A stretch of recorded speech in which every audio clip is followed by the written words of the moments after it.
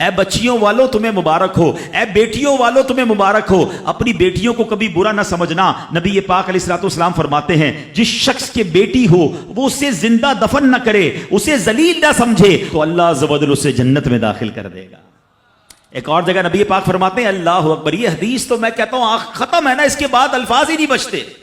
بہت ساری بیٹیوں کی فضیلت کی حدیث ہے، مگر یہ حدیث ادھر جا کے لگتی ہے، دل کو چھو لیتی ہے۔ سنو تو صحیح اس کے الفاظ کیا ہیں۔ اللہ کے نبی فرماتے ہیں بیٹیوں کو برا مت کہو، میں بھی بیٹیوں والا ہوں۔ ہائے ہائے، ختم ہو گئی نا بات ہے۔ اللہ کے نبی نے صلی اللہ تعالی وسلم نے اپنی نسبت بیٹیوں کی طرف فرمایا میں بھی بیٹیوں والا ہوں۔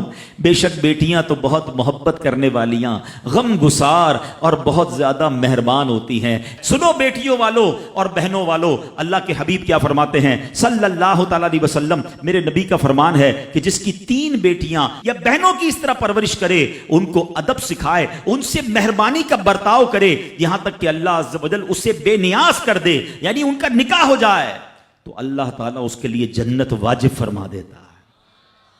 یہ ارشاد سن کر ایک صحابی کھڑے ہو گئے ہیں۔ صحابہ کے سوال بھی بڑے کمال کے ہوتے ہیں۔ یقین کرو ہمارے بہت سارے کام سیدھے جو ہے نا، ہمارے لیے بہت ساری آسانیاں صحابہ کے سوالات نے کر دی۔ اب ہو سکتا ہے یہاں میرا کوئی بھائی ایسا بیٹھا ہو جس کی 3 بیٹیاں نہ ہوں، وہ کہتا ہے میری تو 2 ہیں۔ صحابی نے سوال کیا حضور اگر کسی کی 2 ہوں تو اللہ، اور 2 لڑکیوں کی پرورش کرے تو ارشاد فرمایا اس کے لیے بھی یہی اجر و ثواب ہے۔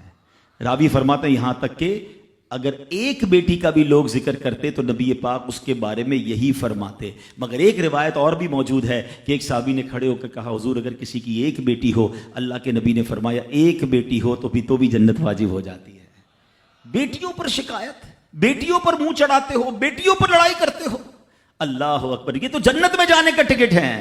تو اپنی بیٹیوں سے پیار کریں۔ اور باپ جتنے بیٹھے نا، مجھے پتا ہے وہ میری بات کی تائید کریں گے، شاید پیدائش پہ منہ چڑھایا ہوگا کسی نے، لیکن آج بھی باپ سے زیادہ کلوز بیٹی ہی ہوتی ہے۔ پیار وہ باپ سے بیٹی ہی کرتی ہے، گھر جاؤ تو بیٹی باپ کا انتظار زیادہ کرتی ہے۔ اور اسلام عورتوں کے حقوق کی شاندار انداز سے بیان کرتا ہے۔ اللہ کے نبی علیہ الصلوۃ والسلام فرماتے ہیں جب کسی کے ہاں لڑکی پیدا ہوتی ہے، سنو، گھر پہ مہمان آئے تو اچھا لگتا ہے نا، اور کوئی بڑا اہم مہمان آ جائے، کوئی بڑے بزرگ آ جائیں تو کتنا خوش ہو جاتے ہیں آپ۔ کئی ایسے بزرگ ہوں گے، کئی ایسے علماء ہوں گے، کوئی ایسی شخصیت ضرور ہوگی جس کو آپ اپنے گھر بلانا چاہتے ہوں گے، مگر آپ سوچتے ہوں گے یار وہ میرے گھر کیسے آئے گا، بہت بڑا آدمی ہے، بڑا مصروف شخص ہے، پسند تو مجھے بہت ہے مگر میں گھر نہیں بلا سکتا۔ سنو، جب تمہارے گھر بیٹی آتی ہے تو پتہ ہے کون مہمان آتا ہے؟ اللہ کے نبی فرماتے ہیں جب کسی کے ہاں لڑکی پیدا ہوتی ہے تو اللہ عز و جل فرشتوں کو گھر بھیجتا ہے۔ ہاں، آپ کے گھر فرشتے آتے ہیں اور کیا کہتے ہیں؟ فرشتے آ کر کہتے ہیں اے گھر والوں تم پر سلامتی ہو۔ پھر فرشتے اس بچی کو اپنے پروں کے سائے میں لیتے ہیں، اس کے سر پر ہاتھ پھیرتے ہوئے کہتے ہیں یہ کمزور سی جان ہے جو ایک کمزور جان سے پیدا ہوئی ہے، جو شخص اس کمزور جان کی پرورش کی ذمہ داری لے گا تو قیامت تک مدد خدا اس کے شامل حال رہے گی۔ تو اب کبھی بھی بیٹیوں پر زیادتی نہیں ہونے دینی۔ ہاں، بیٹیوں کی دعائیں لو، بیٹیوں کی خدمت کرو۔ اور میں نے خود دیکھا ہے، آپ نے بھی دیکھا ہوگا، میں نے دیکھا ہے، بلکہ میں نے ایک طرح سے انٹرویو لیا ہے ایک رشتہ دار کا کہ یار آپ کی 4 بیٹیاں ہیں، 3 بیٹیاں ہیں، کہتا ہے یار جب سے بیٹیاں آئی ہیں پتہ نہیں رزق کدھر سے آ رہا ہے۔ بیٹیاں تو کیا آئی ہیں، اللہ نے رحمت کے دروازے کھول دیے ہیں، کیونکہ اس نے منہ نہیں چڑھایا۔